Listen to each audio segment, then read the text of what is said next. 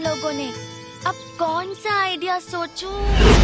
I like Khushboo, I love खुशबू। खुशबू जी, mistake से confuse आइए मत, हम आपसे ही टॉकिंग कर रहे हैं, ओके? ओह, हमसे? यस।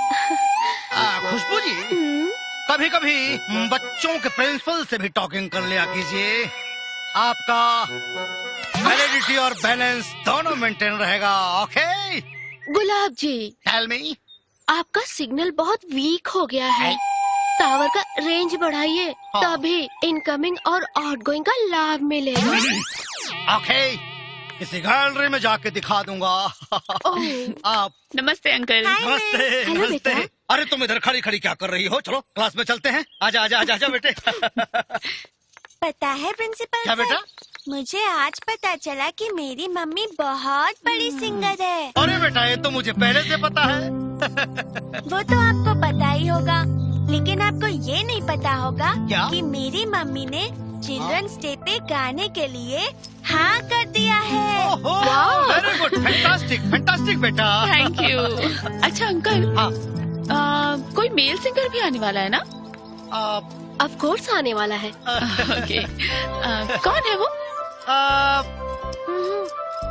बेटे वो तो सरप्राइज है, सरप्राइज। वो तो तुम्हें स्टेज पर पता चलेगा कि तुम्हारे साथ वो गाना गाने वाला कौन है। हाँ, सरप्राइज ओके, है। Come on.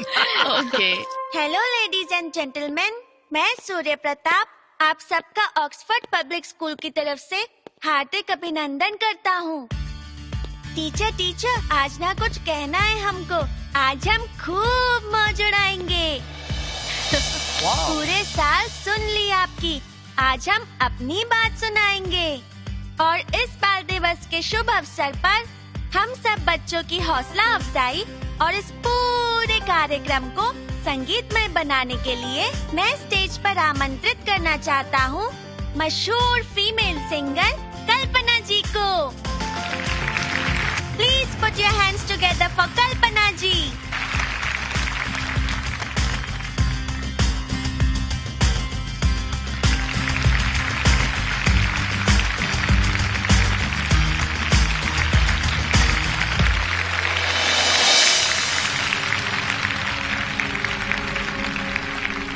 और आप लोगों को ये जानकर और भी खुशी होगी कि इस कार्यक्रम को और भी संगीतमय बनाने के लिए कल्पना जी का साथ देंगे भोजपुरी के स्टार सिंगर और मेरे फेवरेट साजन लाल जी।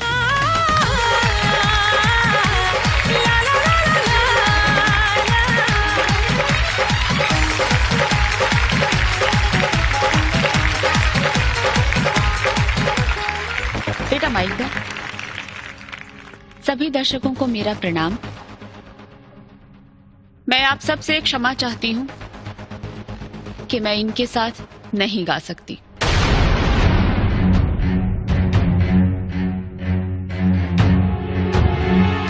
क्योंकि जो इंसान संगीत की भावना की कद्र ना करे, मैं उसका साथ नहीं दे सकती। सॉरी सूर्य। अरे कल्पना जी प्लीज रुकिए, प्लीज कल्पना जी प्लीज। सॉरी सूर्या।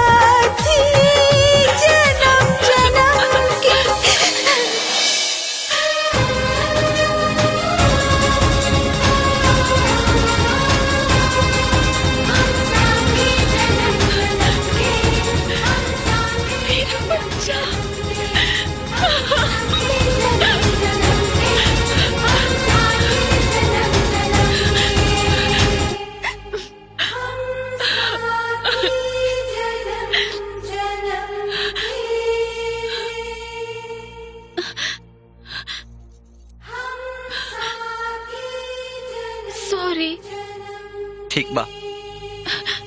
का ठीक बा? रवा तो कहले रहनी ना कि हम जब रूठब तो हमके बनाई। हमके मौका तो मिले के चाहिए ना। का मौका मिले के चाहे? रवा के पता बा इतना शर्म कैसे रहनी है? एक को मेरे हमारी याद ना आए। अरे यार, मैंने आप लोगों को इतनी मुश्किल से मिलाया और आप लोग फिर चालू हो गए। हम साथी जन्म जन्म के, हम साथ